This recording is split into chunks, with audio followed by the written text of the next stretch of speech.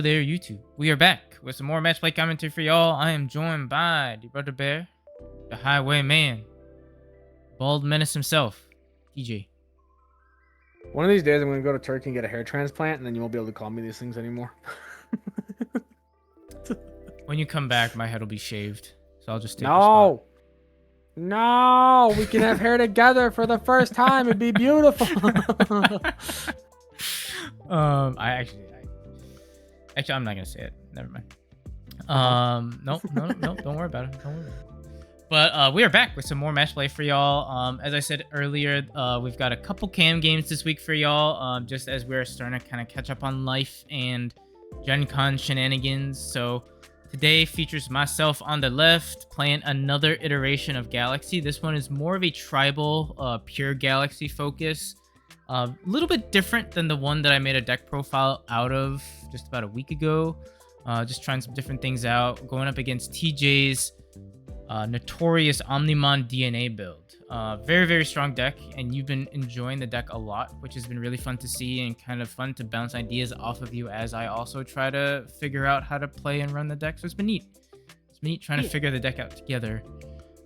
So hopefully you guys enjoy the video. I mean, these are two, I think, very strong contenders in today's meta right now. Depending on how the ban list shuffle things around, I could see these two decks easily becoming higher up, depending on, like I said, depending on how the list shapes out to be. But I mean, these are very strong decks. And Omni DNA in particular, I think a lot of people are starting to catch on how strong it actually is.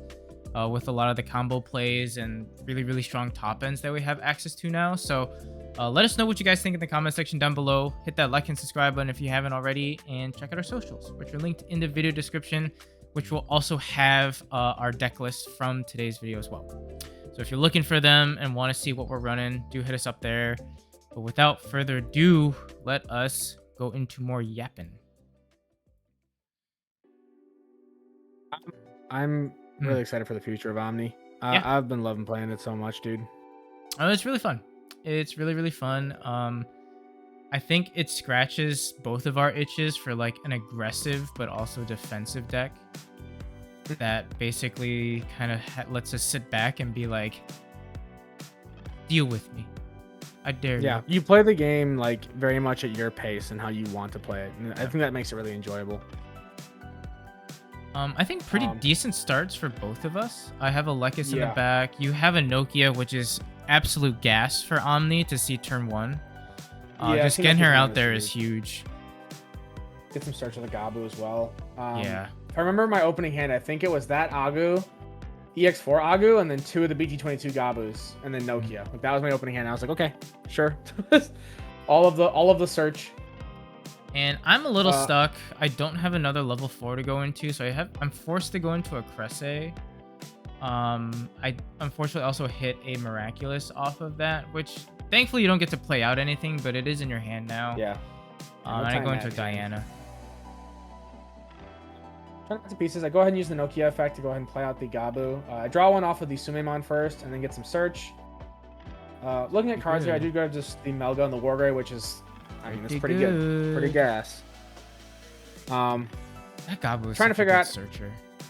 Yeah. I mean, the fact that he's just like consistently pretty much a double hit in this deck is just so big. I'm able to warp into the Melga for 6, go into the Wargrave to delete you. End of turn DNA. Yep, go Omni. Able to just swing, burn one, chip one, restand, and then just pass turn there. Yeah. And this is already pretty tough, right? I mean, like, you're threatening potentially like just wiping out the rest of my security next turn. If you have an Alter B, that could potentially just be curtains as well. Yeah. And I try to set up. I'm like, look, like if I live the turn, I need to have as much setup as possible. So we go into a Lekis. Not the ideal one, but we are able to play out a Tamer just to put you to your 3. And you do a little bit of dig in there with your Agu. Yeah, I do use the Nokia to play out the EX4 Agu. I'm able to grab the Omni, and then I just have to put the cards back to the top of the deck. Deciding what I wanted Evo into in the back before I do anything else. I do just go into an Agu. I didn't realize that Agu has a Judge pack.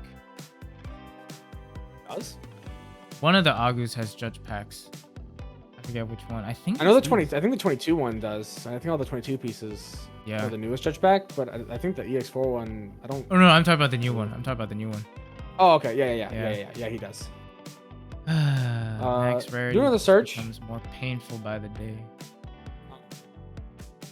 I had a tough spot decision-wise on what to grab. Yeah. But having Miraculous on board is pretty good. Really good. I do think I eventually grabbed the Alter S. Another very good card. Yeah. I'm just trying to decide if that's what I want to take. I do take it. Put the rest back to the top of the deck. Mm-hmm. And at this point, I'm realizing I could have had game if I had just waited. Because I didn't have another end of turn DNA in hand, but I should have basically held that Agu in the back there. I should have evoed the sure, I gotcha. Yeah. EX4 Agu in the back and then drop that Agu. Yeah. Or drop the Gabu and then hard put that Agu. So it's just a little bit of mis-sequencing on my part because I could have DNA'd and then evoed and then, or DNA'd and then swung for game, but You're still in a really good spot. I've got to deal with 3 bodies on the board, 1 body in the back, a Nokia, Miraculous, Matt Yeah.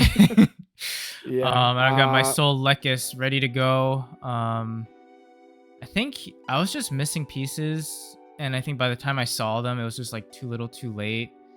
Here, we're forced to kind of inefficiently use the Dual Tamer to Evo into another rookie just for more cycle because I'm missing a level 4. Get the Galga, which does let me extend some things, and it's tough because I'm like, well, I don't really know of a good way to get rid of these bodies. And then another concern is that, I mean, like, even if I do, I have to play it a little bit careful because then Nokia just spits out another body that lets you potentially DNA Evo as well. Right. But here we're trying to string some plays along. We go into the Flare to pop a body. We do use the Tuck, which we haven't done from the Luna since it's a new Luna, to gain 2 and then go into a Cresse. Yeah, we were clarifying because we hadn't used the reduced Evo cost off of the Sunmon yet. Right.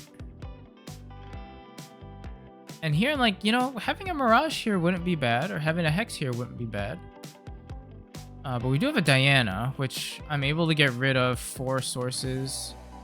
Yeah, which I think you strip everything off the Omni except for the Sumemon, which is completely makes sense. And you bottom deck the Gabu. I'm wondering here, do I go into security? Probably should have just swung into Omni in actuality. I don't think you were big enough. I have Iceclad. Oh, does new Diana has Iceclad, I'm pretty sure. Oh, Diana has Iceclad? Yeah. I didn't realize that. Yeah. Just getting rid of the Omni is probably not a bad idea. I mean, I did stun it off the Cresse. Yeah, it doesn't super matter, I don't think. Yeah, I'm in a tough spot regardless.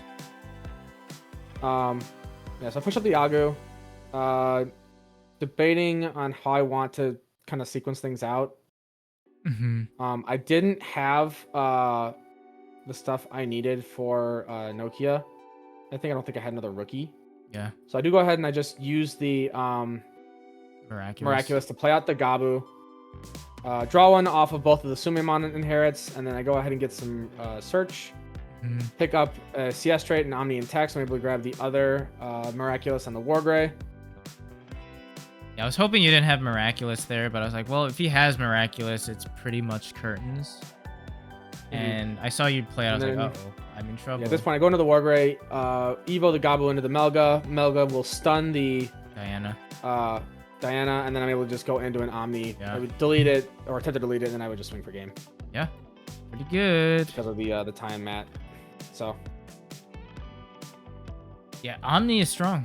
Omni is very, very strong. I mean, the accessibility to, like, just BT-22 Omni is really great for removal and just, like, also packing in aggression. The Alter S, as we've seen, has just immunities. Being able to kind of loop it as well is really cool. Yeah, he's an insane card. And then Omni Ace is still also very, very strong in its own right. So it's solid removal. It's a really powerful ace. Yeah, you have so many good Omnimon targets now for your top end. We've been very, very spoiled. Yeah. With what they've given us to well, I mean, I think Miraculous too essentially makes all of those a pseudo ace as well, right? Like if they remove one of your bodies, which if they're either not thinking about it or they're forced to with their deck mechanic, Miraculous just essentially is like an ace on the field waiting to happen. And you can basically ace into any Omnimon you want to. Yeah, a lot of removal nowadays you tend to have to do. Yeah. If you meet the requirements for it. So yeah, it's definitely a big savior there. I do brick a little bit here, so I just hard drop a Nokia. Call it a day. I am also I goof here. I was kind of too lost in the sauce. I was like, wait a second, that Lekis needs more sources, which you do correct me here. We just go into the Lekis in the back. I think I had a little bit more. That you would have been at 0. Yeah. Now after you I would have had a little bit more of an efficient play here, but I was like, you know what, it's fine. Like, I'm not gonna like cycle back here. You're gonna go to 3. You don't have a rookie. Might as well just say, look, take the 4. Here's my tamer, but so we just go flare. Okay, fair enough. They just set up in the back. I do open up a rookie, which is nice. I was debating on just hard dropping it to see if there's a play I could do, but there's not really. So I just decided to kind of bide my time, go the Agu in the back. Right. Was debating on dropping the Miraculous just to have it on board, but I was like, I should probably save it for if I have a rookie, like drop into trash if you be aggressive this next turn. So I just dropped the Nokia. Just, extra DP boost for Guru, Gray, and Omni is really good. Yeah. The start of main can come up if I don't have a rookie in back and I just need to get the 2 on board. But it's not like a huge thing. Yeah. Go Diana here. We yeet our Corona. And then go Diana, which we hit a Nokia, which is just okay. Thankfully you don't have a rookie to play out, but that Evo reduction is pretty nice with her. Yeah. Then we drop our Tamer, choose not to use the on-play effect, and we just restand our Diana. Yep. So I draw. I think I don't know if I had a play just yet. I think I was trying to figure out if I had something I could do or not. And that's the scary part too, right? Is that Omni really only needs that one good turn where you kind of just say, look, I have, like you said, you can play the game at your own pace. Like, you don't feel super pressured into like doing stuff all the time. Obviously there are situations where you can get pressured a little bit into doing things, but for the most part, like you're playing the game at your own pace. I do find exactly what I need, just to at least to kind of set up a little bit of something. So I do go ahead and just drop the Agu, get some search, drop the Wargray, and then tap Nokia to go ahead and reduce that cost. So I do put you over to 4, but I'm able to shed some of your protections on that stack, which I was like, okay, you know what, that's decent enough. Just get rid of some inherits. We do a little cheeky play. We tuck the Diana to gain memory. Then we go Coincide to tuck the Lekis underneath to go into Galga for free, which lets me gain a memory. And I think here I was missing a 5, and I was hoping to draw into a 5. And we do end up having to dig for it. We do see it with the Cresse there off of the Luna. And we will go into it. I think you do. I think you're just deciding what you want to see if you just had a better play. You do go into it. I believe you stun the Wargray. And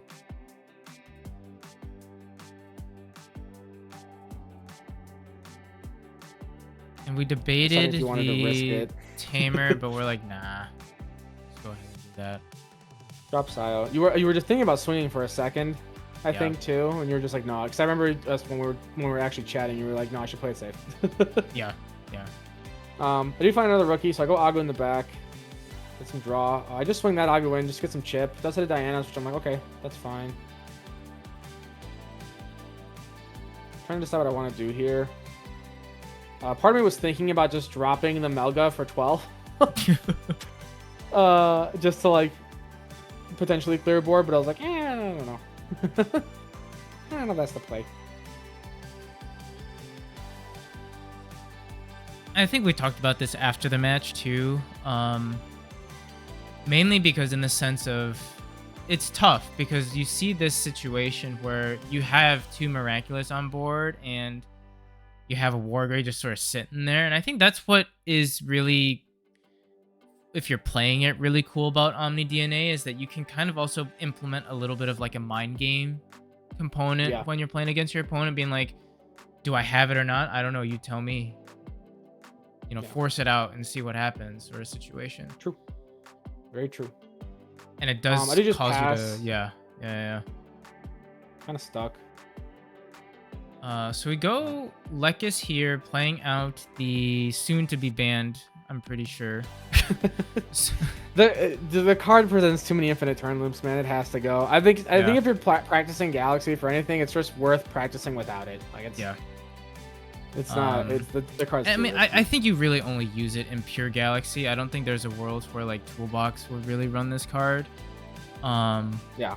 But we do go ahead and peel back just to draw, and then we use Summon effect to Evo essentially for free into Gauga, and then we suspend the Sayo to gain a memory there, and we Evo into another one just to kind of keep cycling and drawing more, gain the memory back, peel back, and here we leave it just because I wanted to keep a level 3 out on the field, just because I know Omni, I think, targets a specific level, so I wanted to get enough spread of different levels out there so that you didn't have like a complete board wipe just yet. Makes sense. And then you have to strip the source and then bottom deck the Agu. Yeah. I was just clarifying on levels here on what was going on, and I was trying to decide what I want to do. I do think I ultimately decide to Omni Ace. I think. It would have to be on these, right? Because I'm debating if I wanted to. Yeah, you weren't removing me, so I was just debating if I wanted to stay on board and use the Miraculous. That's why I was touching it. But I have to go ahead and just do it now. I'm like, you know what? I might as well just like see if you have the answer. If you're missing stuff for that other stack, then it is what it is. Like you already cycled the rookies on it, so all your tamers are tapped down. So I'm like, it's fine. If you evo up and you remove this, I think it's okay for me. We go 3. So I had a lot of top end in my hand. The biggest thing I was missing was I was trying to find Gabus. I could not find Gabus for the life of me. So Cresse effect here lets you draw one, pitch one. We pitch a Corona. Synchronizes very well with the new Sayo, being able to swing your jamming check and then suspend the Sayo to go ahead and evo from trash for a reduced cost of 2 is pretty darn good. But as we see here, we are missing some pieces, so we just go ahead and play out a boost. Put you to 3. The Omni Ace is stunned, but I'm like, this is kind of tough. I'm in a pretty rough spot.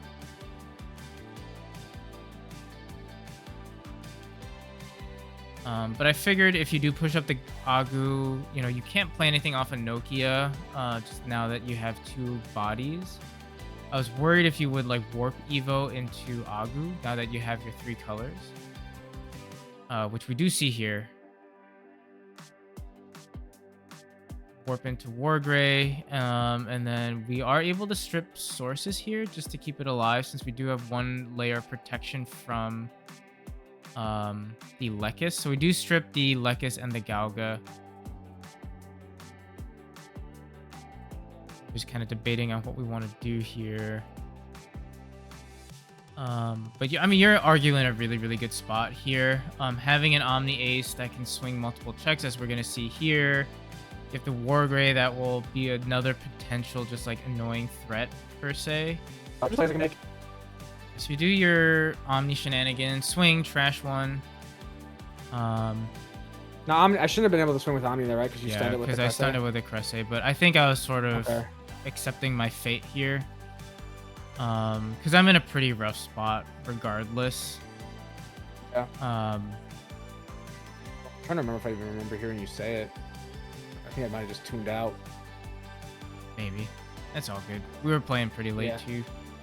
True. But I mean, I think this just goes to show, just like, again, like, I think this video is a really good representation of what Omni is all about, which is like you have a really explosive potential with the new top ends, but like the defensive capability and sort of the like come at me bro, where it's like your opponent really has to navigate around so many different things, whether it's like ace threat, miraculous, your Wargreys being able to pop stuff. Melga has a very strong like on Evo effect too. So I will say having the Nokias out is really huge. The deck kind of does struggle a bit, sort of akin to like Imperial, where if you don't see Daikin, you're kind of stuck, not really doing much. Agreed. So having your Nokias out early, I think, was absolutely huge for you. Yeah, seeing them both game early was good. Yeah, it's such a game changer for the deck, being able to warp up like that and not have to rely on on-play stuff. It's just more cost efficient. There's a lot of other plays it opens up as well. And I think on the point too of me swinging with the Omni when I should have been able to swing, I think even if I could swing with that Omni, like with what I remember having in hand and the advantage I was generating, I think I was in a pretty good spot regardless. You do clear the Omni here, which is pretty big. Clear all your sources, clear the Omni, gain 5 memory, which should be really good in theory, but it's just you have 2 Miraculous on board, and I'm worried about triggering your Miraculouses, which I think earlier on in the game, I could... Huh? I said it's fair, because I had them out really early. Yeah, and late game, I'm also now worried about decking myself out. So if I get put in a situation where, like, you know, you're able to deal with my stack, I'm in trouble, because I really don't have a lot of resources now. We do play out a Coincide to tuck the Diana to go into the Apollo Ace. Ideally, you go about it the opposite way, because you would want to see your Apollo on play come out.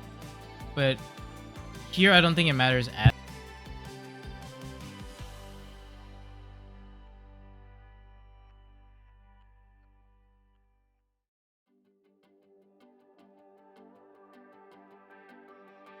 Yeah.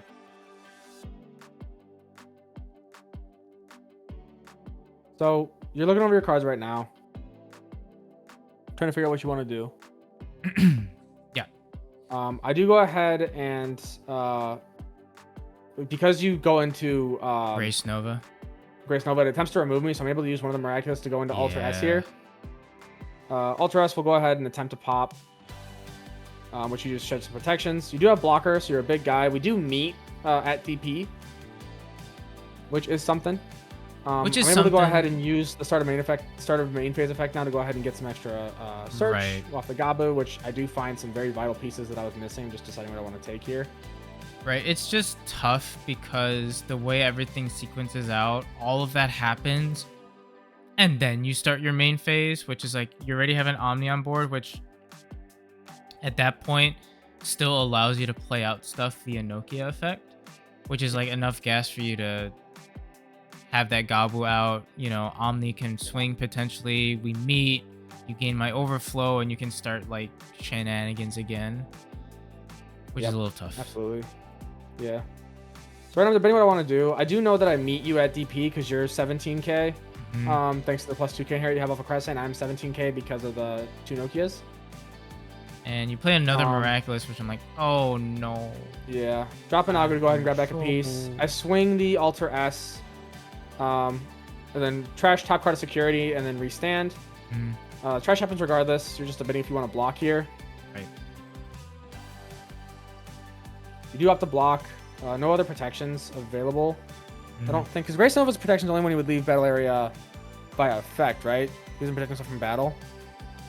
Yeah, opponent's effect. Yeah, I don't believe it's battle. A lot of those like prevent removal is like outside of battle.